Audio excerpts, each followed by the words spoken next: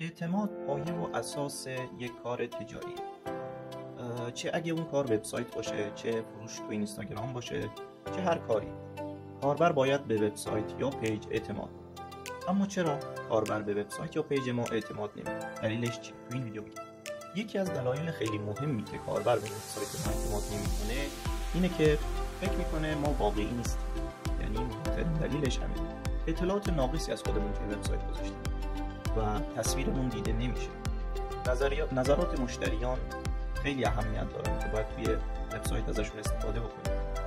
اطلاعات ناقص، سایت غیر حرفه‌ای، نبودن نظرات مشتریان، نبودن عکس از خودمون یا فیلم از خودمون توی وبسایت پیج باعث از بین رفتن اعتماد بین مشتریان و شمایی که دارید خدماتی رو ارائه میدید میشه. باید بگم اگه نتونید اعتماد رو بسازید، مشتریاتون به سمت رقیباتون. اعتماد یعنی شفافیت، پاسخگویی و صداقت بین شما و مشتریات. پس این بخش رو جدی بگیرید و از دست ندید. اگه ویدیو رو دوست داشتید لایک و کامنت فراموش نشه.